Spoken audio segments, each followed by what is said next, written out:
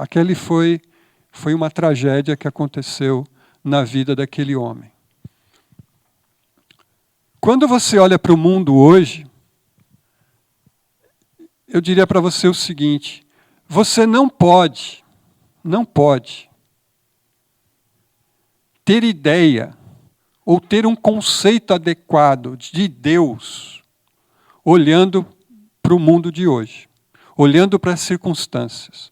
Se você olhar para as circunstâncias somente, olhar para o que está acontecendo no mundo, começar a analisar tudo o que acontece no mundo hoje, você vai chegar a duas conclusões. Ou Deus não existe, porque tem tanta maldade, tanto sofrimento, ele não existe. Ou ele existe, mas ele não é bom, por permitir tanto sofrimento e tanta maldade. Ou ele pode ser até bom, mas ele não é poderoso para poder colocar um fim nisso. Quando as pessoas olham somente para o mundo, somente para a sociedade, somente para a realidade que está colocada aí, fica difícil de você entender, de você compreender quem é Deus, e principalmente a essência de Deus. É preciso que a gente tenha uma revelação de Deus, acesso àquilo que Deus diz, àquilo que Deus falou. Eu me lembro que, às vezes, quando eu vou para o interior de São Paulo, onde moram os parentes do meu pai, eles ficam me questionando, dizendo: quando é que você vai mudar de São Paulo? Quando é que você vai sair de São Paulo? Você é louco de morar lá? A imagem que eles têm de São Paulo é a pior possível. E essa imagem é retratada pelos programas de TV, de jornais e revistas que eles têm acesso. Então, quem mora aqui é doido. Todo dia morre gente lá, gente que tem roubo, tem furto, tem isso, tem aquilo. Eu fico pensando assim, eu fico pensando a mesma coisa dos cariocas. Eu falo, eu não quero ir lá. Sei lá, de repente eu estou andando uma bala perdida aí, eu não quero. Mas quem está morando lá pode dizer assim: cara, que maravilha isso aqui, você não imagina. Eu tenho parentes, primos que moram lá e eles me convidam. Falam: rapaz, o dia que eu tiver coragem eu vou. Cara, aqui está melhor do que São Paulo. Eu falei: rapaz. Mas assim, na verdade, a gente precisa de algo mais para entender a realidade. E é isso que eu queria conversar com vocês hoje. Tá? Bom, esse é o versículo tema, todo mundo já decorou, né? A gente pode falar decor ou não? Vamos lá? Vamos falar o versículo, porque esse versículo aqui é o versículo da nossa mensagem de hoje. Tá bom? Vamos lá. Por isso, não desanimamos, embora exteriormente estejamos a desgastar-nos, interiormente estamos sendo renovados dia após dia. 2 Coríntios 4:16. Amém? Muito bem. Então vamos lá. O que deu errado? A mensagem de hoje vai tratar desses três temas. O que deu errado? Por que o mundo está do jeito que está? O que aconteceu? Segundo, quais são os tipos de sofrimento que a Bíblia fala? Todos os sofrimentos são iguais ou tem diferença entre sofrimento? Todo sofrimento é inútil? Ou existe alguma utilidade para o sofrimento? E qual a atitude diante do sofrimento? Qual a atitude quando a gente está no meio ou está atravessando um momento de sofrimento? O que a Bíblia nos ensina sobre isso? Essas são os três temas da nossa mensagem, ok? O que deu errado? A gente precisa olhar para a Bíblia. Lá no começo, Gênesis 1:31 diz assim: e Deus viu tudo o que havia feito, e tudo havia ficado muito bom. Passaram-se a tarde e a manhã, esse foi o sexto dia. Gênesis capítulo 1, verso 31, nos assegura A revelação de Deus nos diz que Deus criou tudo bom. Deus olhou para a criação e viu que tudo era o quê? Muito bom. Muito bom significa perfeito. Muito bom significa que não tinha mal, que não tinha imperfeições, que não tinha nada fora do lugar, nada desencaixado. Muito bom. Mas a gente sabe também que não ficou só nisso. A gente sabe que a história continua. O que foi que Deus falou para os nossos primeiros pais? Olha, vocês vão ficar aqui nesse jardim. Vocês vão morar comigo. Vocês vão ter relacionamento direto comigo. Aqui é o melhor lugar para vocês ficarem. Aqui vocês não têm dor. Aqui vocês não têm aflições. Aqui vocês não têm angústia. Aqui vocês não têm sofrimento. Aqui você não tem inflação, você não tem desemprego, você não tem sequestro. Aqui você não precisa de ansiolítico. Aqui é o lugar ideal para você viver. Você vai viver comigo na minha presença. Mas tem uma condição.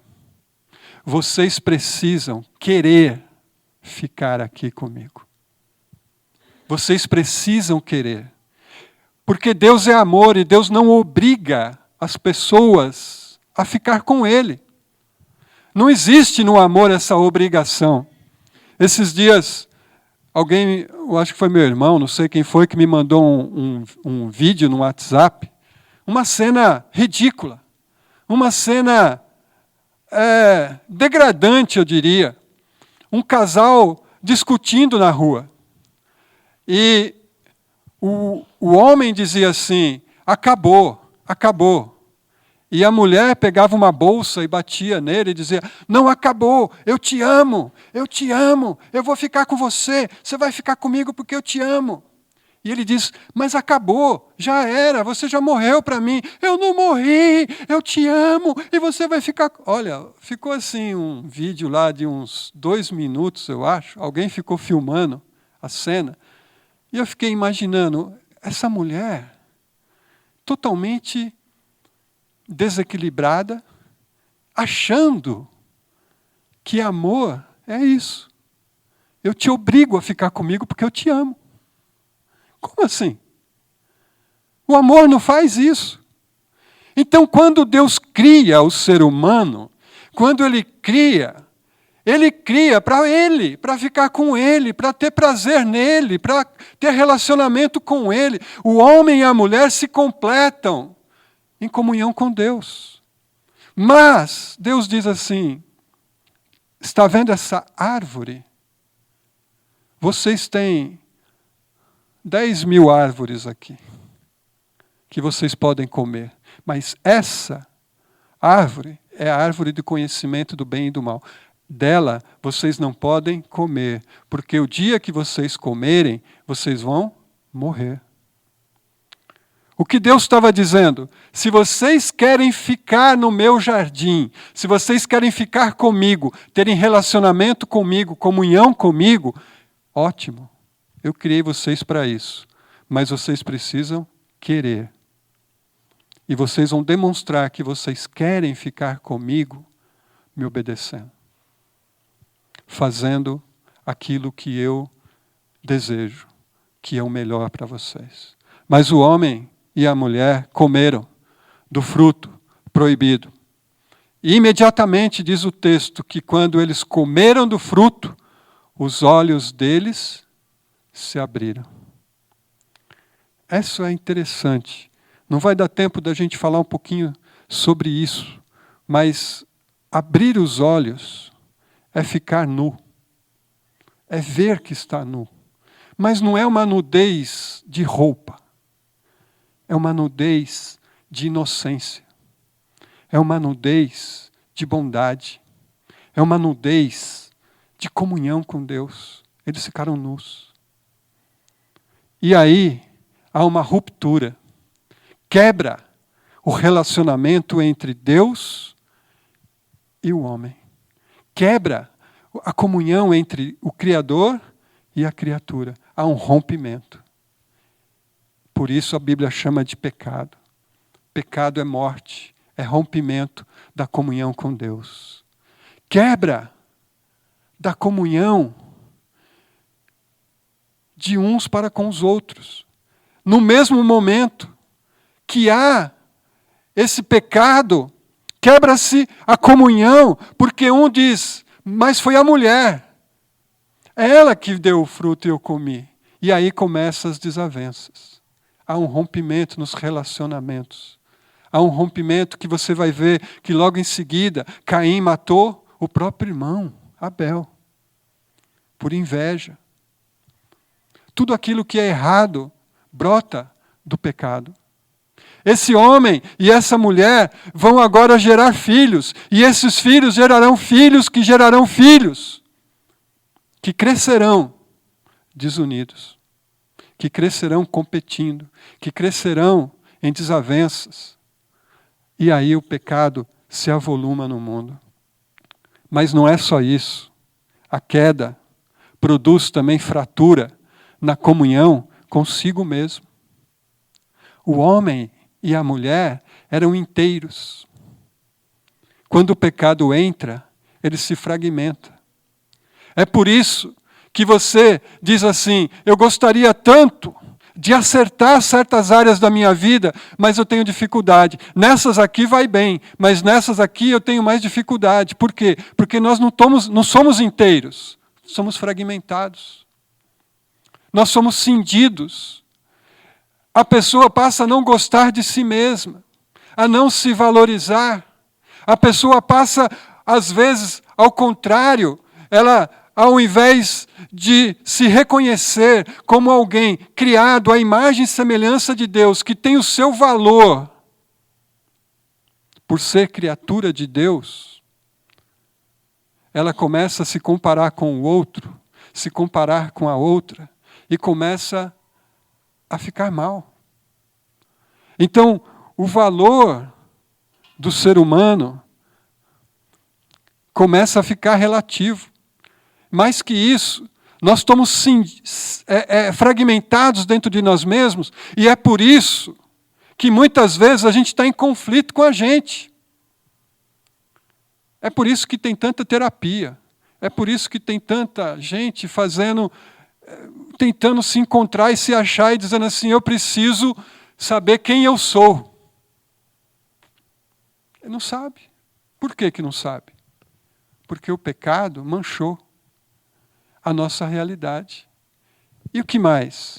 Veja que o pecado, queridos, ele é o pecado contra Deus, ele é o pecado contra o próximo, ele é pecado contra mim mesmo, e ele é pecado contra a natureza. A natureza que antes era boa, perfeita e agradável, agora o homem está em conflito com essa natureza. Desmatamento, poluição, exploração, né?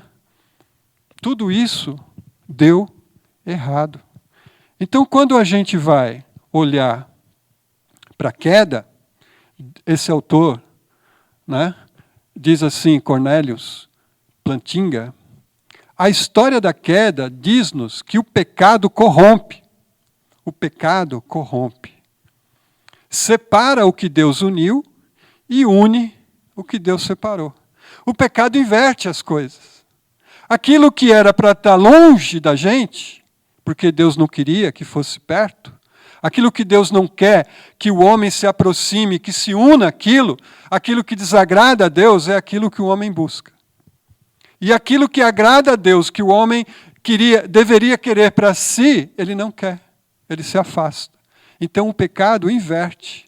É por isso que hoje a gente fala assim, alguma pessoa, pastor, mas esse mundo está de cabeça para baixo, não está não?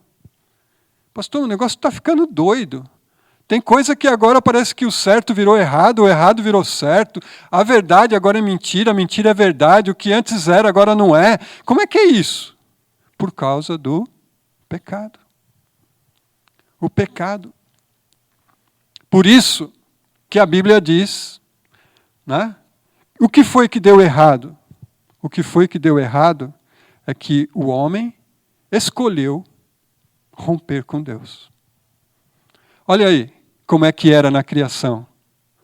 Deus, a alma do homem inocente, sem maldade, sem malícia, sem engano, sem segundas intenções, sem manipulação. Como é que era o corpo? Imortal. Como é que era o mundo?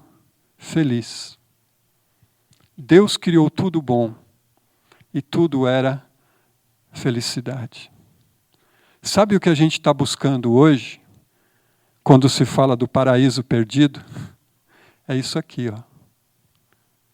Imagina um mundo ideal. Qual é o mundo ideal para você?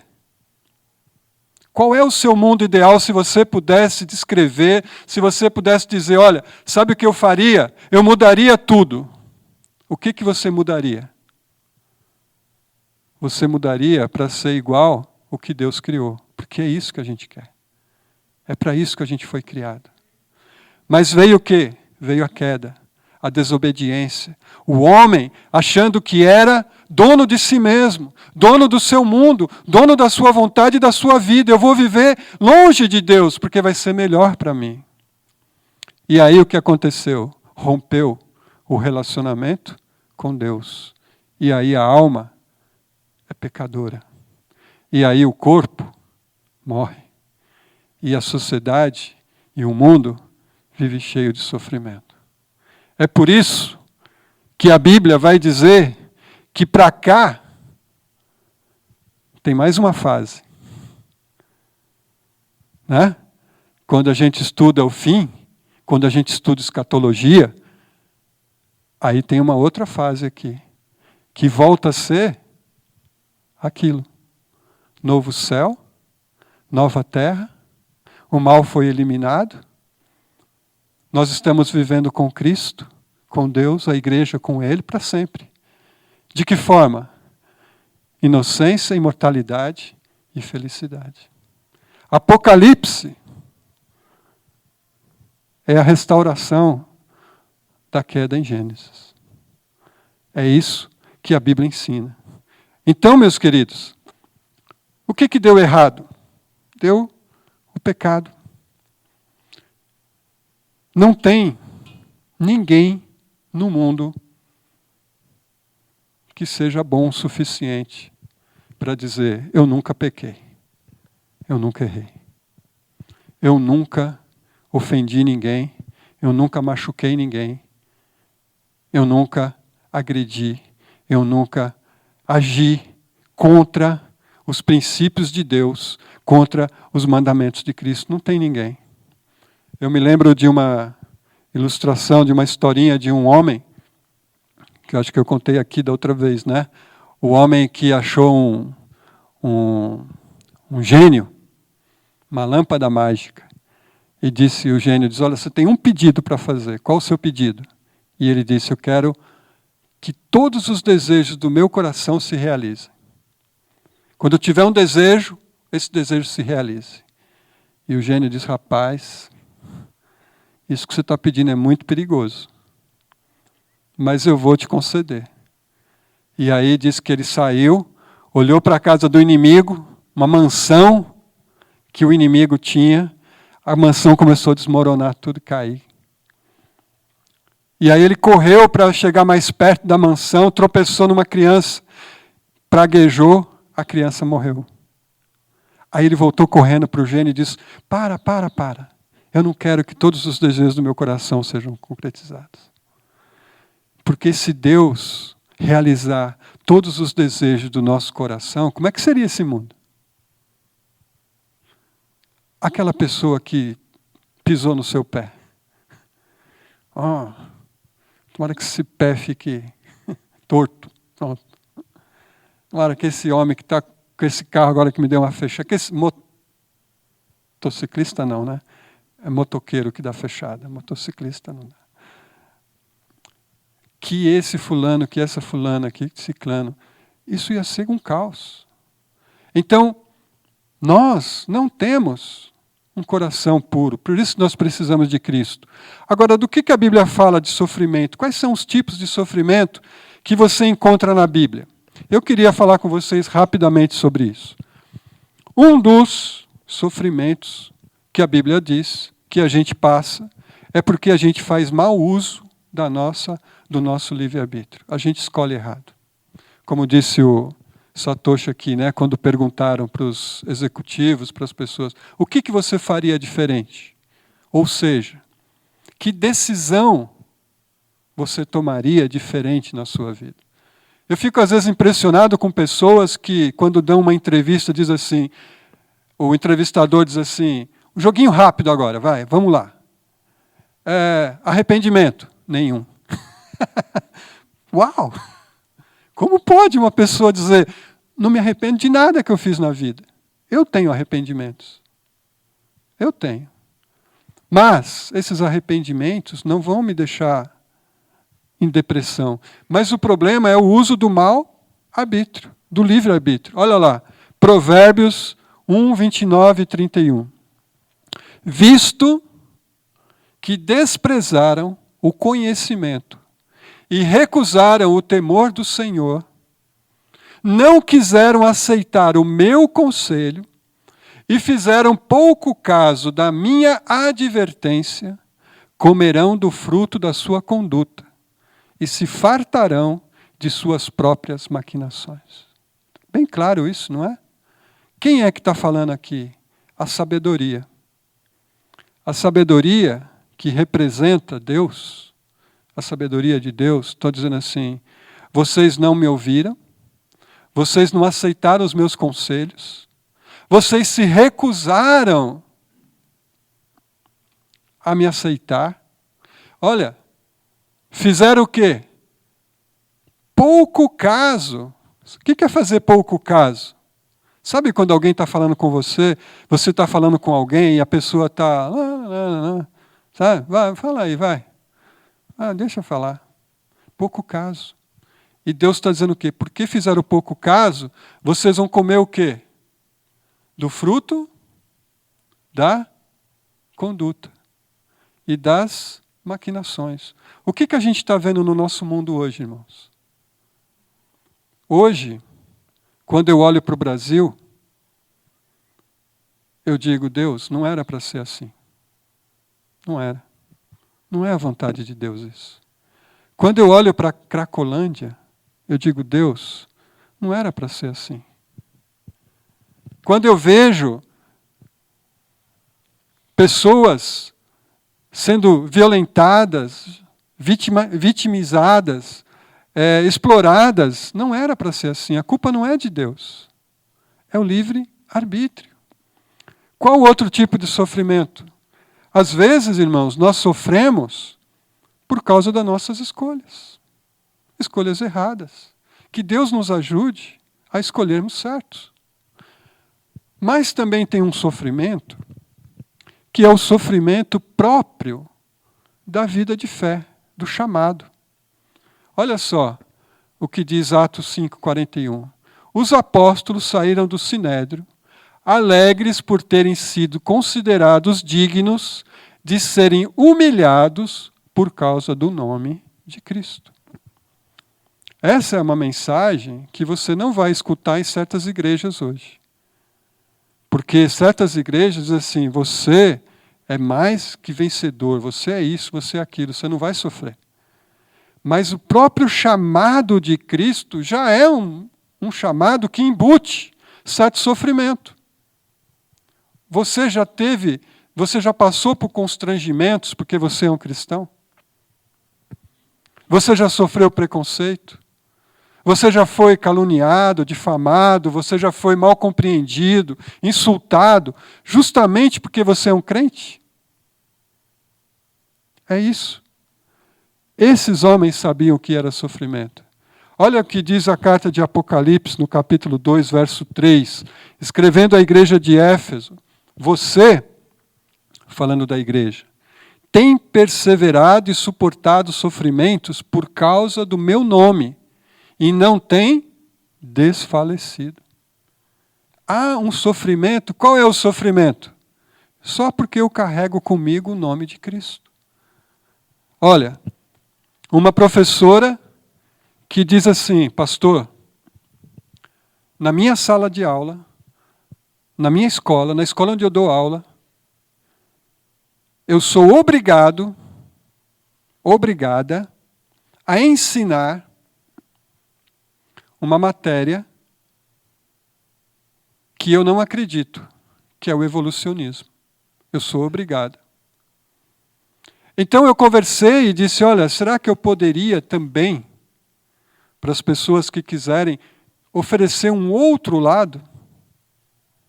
Ela disse, agora eu sou perseguida porque eu disse que acredito na criação e não na evolução. É um tipo de sofrimento. Um empresário que me diz assim, pastor, eu tenho um negócio muito bem encaminhado, só que barrou, porque um agente do governo está pedindo X% para liberar o negócio. E eu, como crente, não concordo. E aí? Aí o negócio fica emperrado, o negócio não deslancha, e você diz assim, eu estou sofrendo por quê? Pelo nome de Cristo. Pelo nome de Cristo. Aí você encontra uma pessoa, um amigo que me diz assim, pastor, eu estou vivendo um momento muito difícil e delicado na empresa.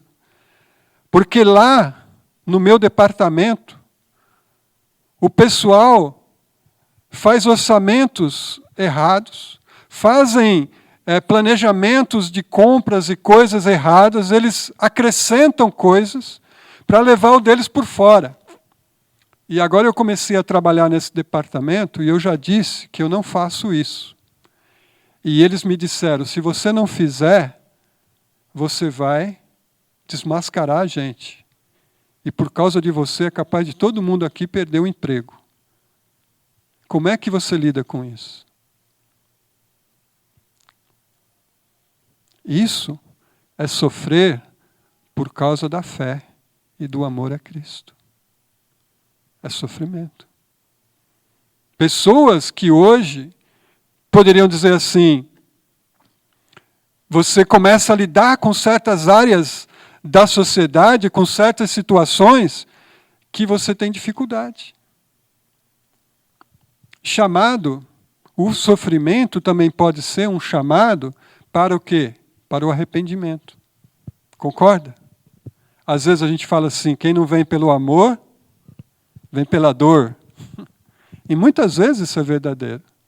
Olha lá, Jeremias falando para a nação de Israel.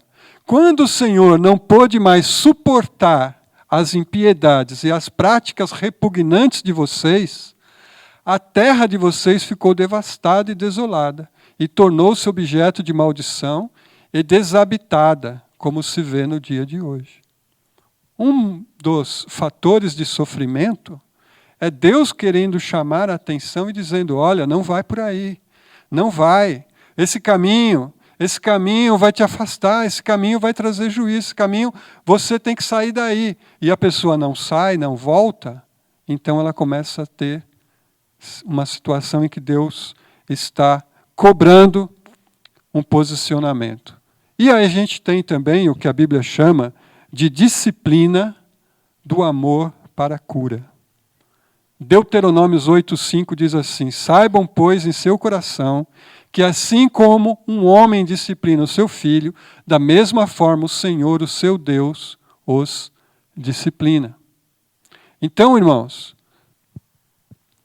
esse também é um tipo de sofrimento que, às vezes, nós cristãos, e eu diria para você assim, que bom se você um dia for disciplinado por Deus. Deus te corrigir. Porque isso significa que você é filho dele. Porque Deus não corrige quem não é filho, só os filhos. Por isso, muitas vezes a gente passa por dificuldades na vida e Deus está corrigindo.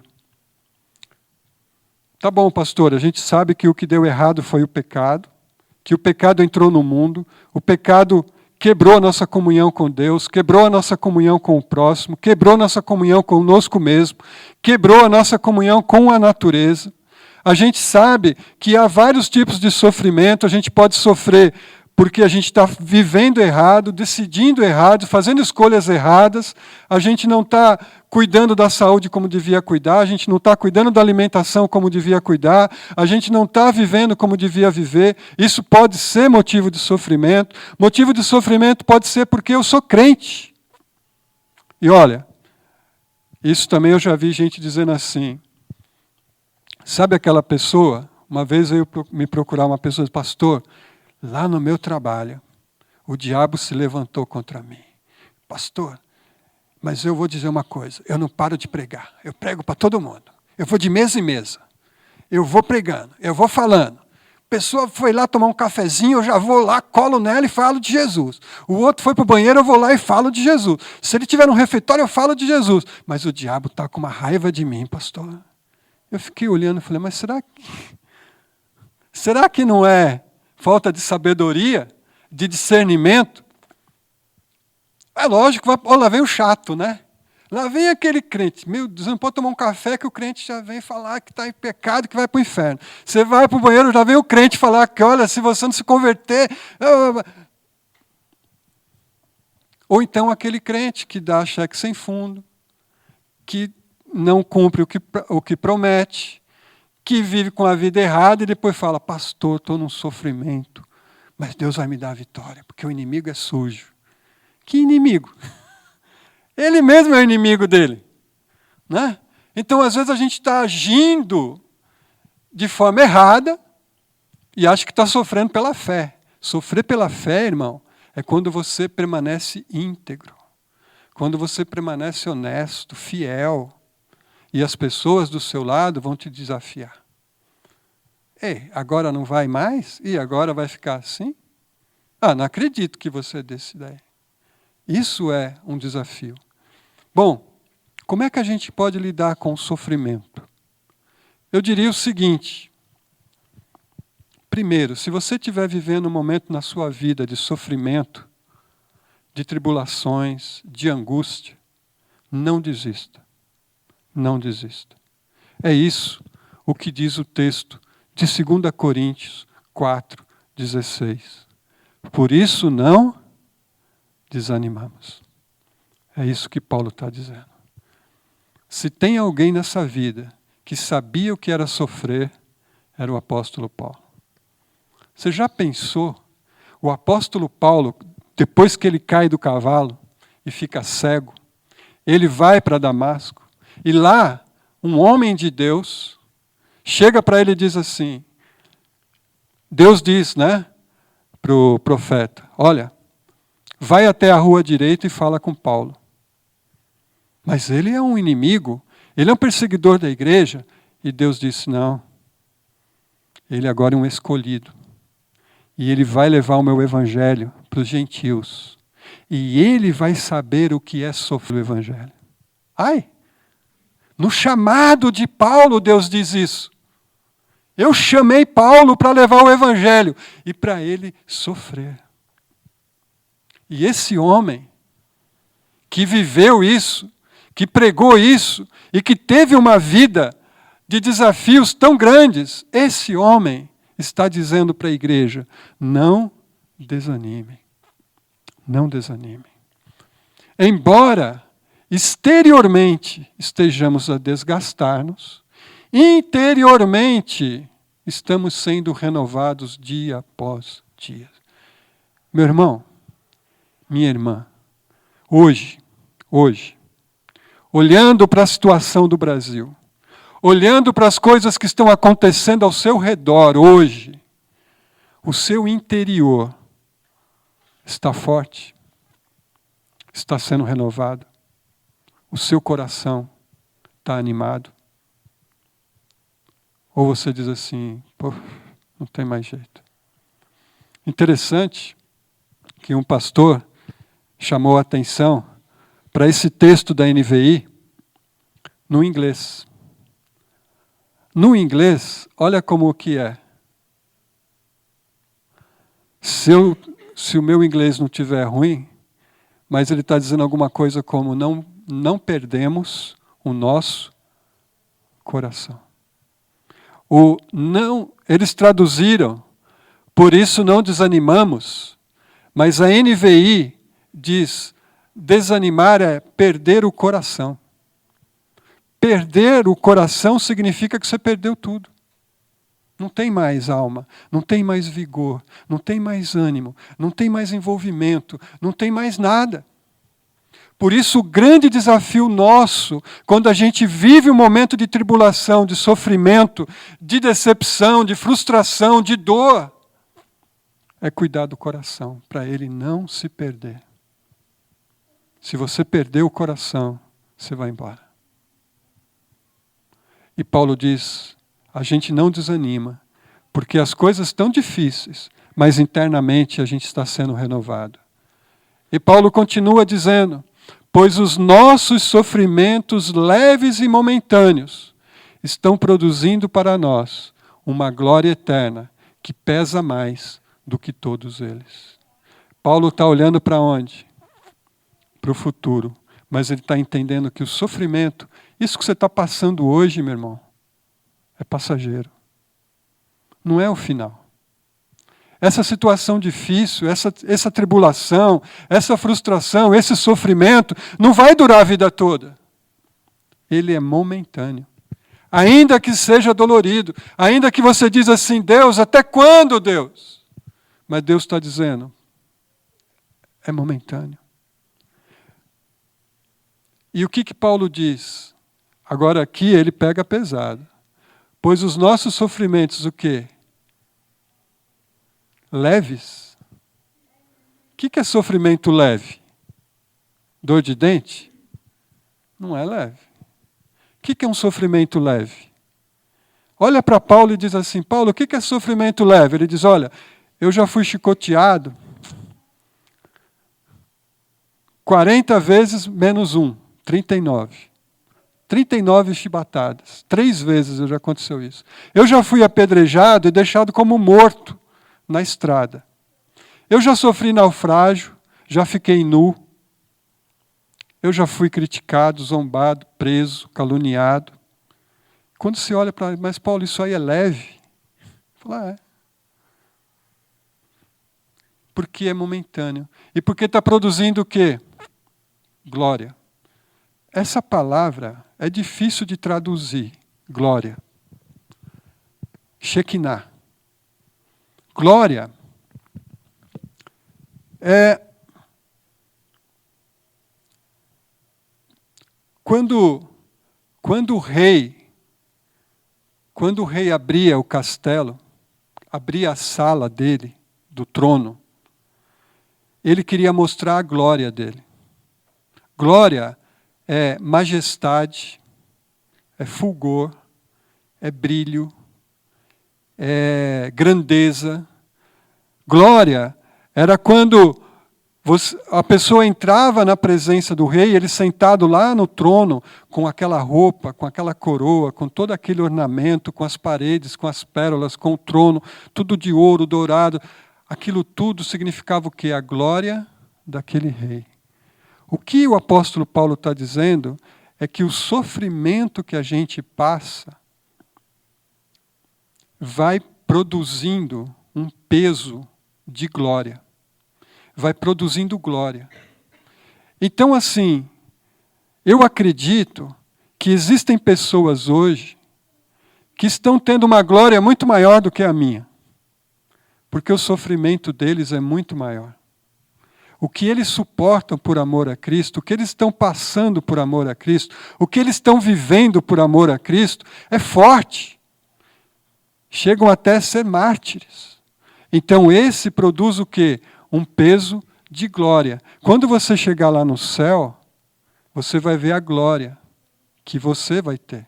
O brilho, a grandeza diante de Deus. Fruto do sofrimento que você passou e suportou.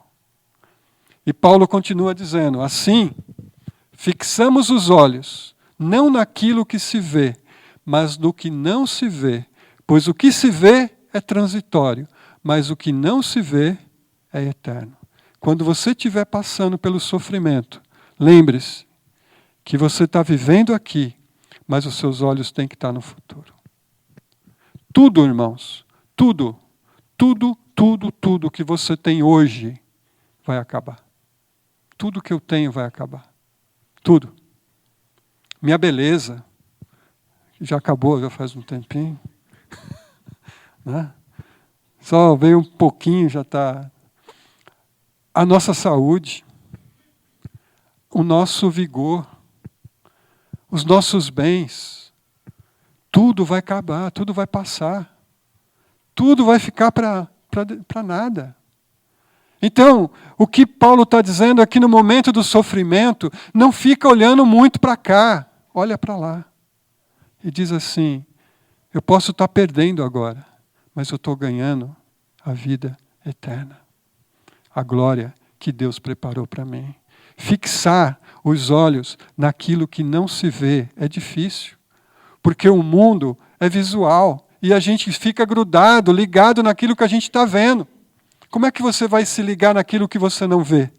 É difícil. Mas você precisa fixar os seus olhos naquilo que não se vê, porque o que não se vê é eterno. Eterno. Tenha ambições para ser uma pessoa bonita, mas tenha uma ambição maior para ser uma pessoa bonita diante de Deus. Tenha ambição para ganhar dinheiro e ajudar quem precisa, mas tenha uma ambição maior para juntar um tesouro no céu. Tenha vontade de viver aqui.